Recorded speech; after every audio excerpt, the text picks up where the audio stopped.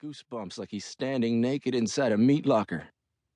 It's not just because he's never actually been inside a library before, even when he was in high school and it was sort of required. He's shivering because he's afraid of the answer to the question that drove him here, even though he already knows it. Listen, can I ask you something? It's kind of personal, I guess. Of course. Well, see, I live out in the North End, and the people in my neighborhood, my neighbors, they're all telling me that there might be a convicted sex offender living there in the neighborhood. And they tell me that you could just go online to this site that tells you where he's living and all, and they asked me if I'd check it out for them, for the neighborhood. Is it true? Is what true? You know, that you can just go online and it'll tell you where the sex offender lives, even if you don't know his name or anything. Well, let's go see, she says, like he asked her what's the capital of Vermont, and leads the kid across the room to a long table where 6 computers are lined up side by side and no one is using them. She sits down in front of one and does a quick Google search under convicted sex offenders, and up pops the National Sex Offender Registry, which links straight to www.familywatchdog.us. The kid stands at a forward tilt behind her, shifting his weight from one foot to the other. He thinks he should run now, get out of here fast before she clicks again, but something he can't resist, something he knows is coming that is both scary and familiar, keeps him staring over the librarian's shoulder at the screen the same way he used to get held to the screen when cruising pornography sites.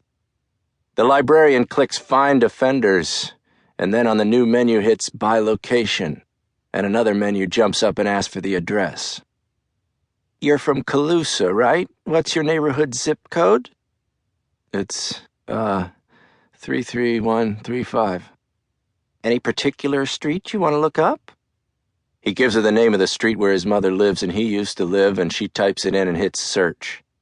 A pale green map of his street and the surrounding 20 or so blocks appears on the screen. Small red, green, and orange squares are scattered across the neighborhood like bits of confetti. Any particular block? The kid reaches down to the screen and touches the map on the block where he lived his entire life until he enlisted in the army, and where he lived again after he was discharged.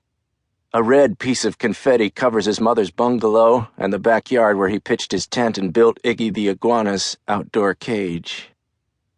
The librarian clicks onto the tiny square, and suddenly the kid is looking at his mugshot, his forlorn, bewildered face, and he feels all over again the shame and humiliation of the night he was booked. There's his full name, first, last, and middle, date of birth, height, weight, his race, color of his eyes and hair, and the details of his crime and conviction. Slowly, the librarian turns in her chair and looks up at the kid's real face, then back at the computerized version. That's you, isn't it? I gotta go, he whispers. I gotta leave. He backs away from the woman, who appears both stunned and saddened, but not at all afraid, which surprises him, and for a few seconds he considers trying to explain how his face and his description and criminal record got there on the computer screen. But there's no way he can explain it to someone like her, a normal person, a lady reference librarian who helps people look up the whereabouts and crimes of people like him. Wait, don't leave. I gotta go, I'm sorry. No kidding, I'm really sorry. Don't be sorry. No, I'm probably not even supposed to be here, he says. In the library, I mean. He turns and walks stiff-legged away, and then as he nears the door, he breaks into a run, and the kid doesn't stop running until he's back up on his bike, heading for the causeway. Like everyone over a certain age, the kid has a name, naturally, but none of his neighbors under the causeway knows it, and he has no intention of giving it out, unless the alternative is getting beat up or cut by one of the more occasionally violent wingnuts living down there. Although violence is not really their thing, or why they're down there.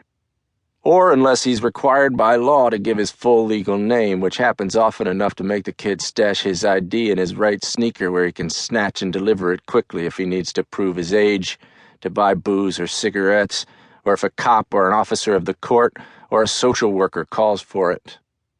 Everyone else, the men who live alongside him under the causeway and the waiters and waitresses and the other busboys he works with at the